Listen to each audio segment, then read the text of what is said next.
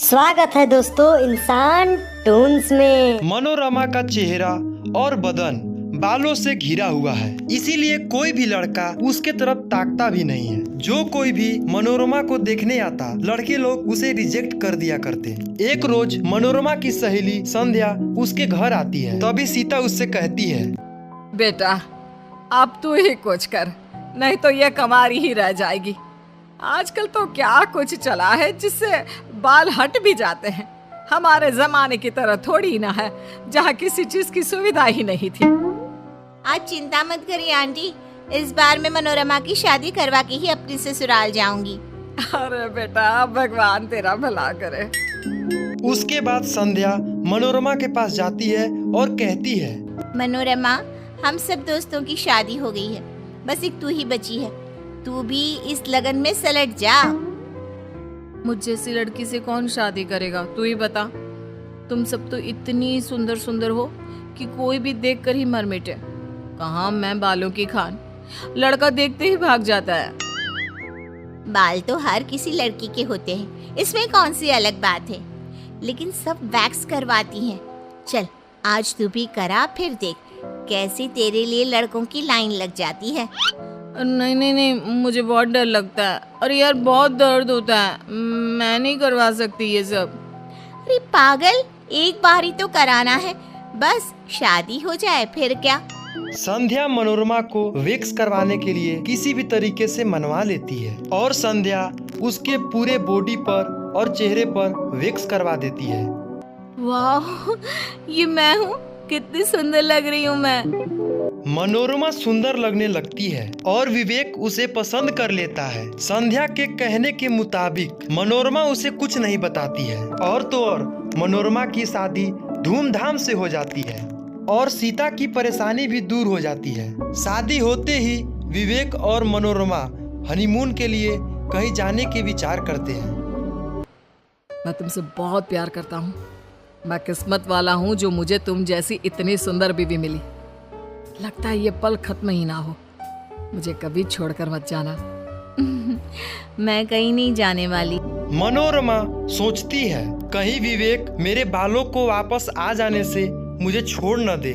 आखिर कैसे रिएक्ट करेंगे वो कि मैंने उनसे इस बात को छुपाई है। विवेक और मनोरमा हनीमून से वापस आ जाते हैं। धीरे धीरे मनोरमा के शरीर और चेहरे पर बाल आने लगते हैं। एक दिन मनोरमा लस्सी पी रही होती है और उसके होठों के ऊपर मूछ बन जाता है। तभी विवेक देख लेता है। अरे ये क्या है मनोरमा, तुम्हारे होठों पर इतने सारे बाल। ये बाल वाल मुझे पसंद नहीं है। आज के आज इसे हटा कर आ जाओ। आज तो थर्सडे है, आज सासू माँ ने बाल कटवाने से मना किया है ना। अच्छा ठीक है, और किसी दिन चली जाना। कुछ दिनों के बाद मनोरमा के पूरे शरीर पर पहले के जैसे ही बाल आ जाते हैं और मनोरमा पहले की जैसे ही बदसूरत दिखने लगती है। एक रात मनोरमा जब विवेक के बगल में लेटी रहती है, तब मनोरमा की पैर विवेक के पैर से टच हो जाती है। Cockroach cockroach. अरे बाबा, मैं हूँ। बाबा रे, तुम्हारे बाल है इतने कड़े, इतने तो लड़कों के भी नहीं होते।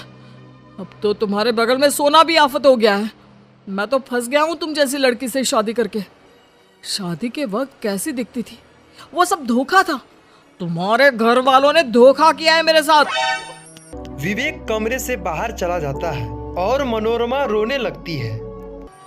जिस बात का डर था वही हो रहा है। अब मैं अपने इस रिश्ते को कैसे बचाऊं?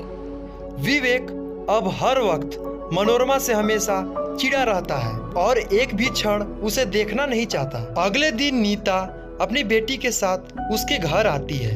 मनोरमा उसकी बेटी को जैसे ही अपने हाथ में लेती है, बच्चा रोने लगती है। मेरी फूल सी बेटी को तुम कांटे चुभाती रही। इतना भी समझ में नहीं आता कि इतनी छोटी बच्ची को गोद में नहीं लेना चाहिए जब इतने सारे बाल हो। धीरे धीरे मनोरमा के ससुराल वाले उससे दूरी बनाने लगते हैं। मनोरमा अकेली पड़ जाती है। एक रोज मनोरमा विवेक को खाना देती है और तभी विवेक के खाने में बाल आ जाता है। हर जगह बाल ही बाल। दुखी हो गया हूँ मैं तुमसे, छोड़ दो मुझे। जीना हराम हो गया है मेरा जब से तुम आई हो। मैंने इतनी मेहनत से बनाया है, कम से कम खा तो लीजिए। अब विवेक खाना खाए बिना ही उठ जाता है और भूखे पेट सो जाता है। अब मनोरमा के लिए एक एक दिन काटना भारी हो जाता है। कुछ दिनों बाद विवेक के एक फ्रेंड की शादी होती है और मजबूरी में विवेक को अपनी पत्नी को साथ ले जाना पड़ता है। अब जैसे ही विवेक अपनी पत्नी के साथ वहाँ पे पहुँचता है तो उसके दोस्त सभी मजाक उड़ाने लगते हैं। ये बीवी है या भालू, कोई अंतर ही नहीं है। कैसे रहता यार तू ऐसी लड़की के साथ, मैं तो कभी ना रह पाऊं। ऐसी लड़की से शादी करने से अच्छा था कि तू कंवारा रह जाता।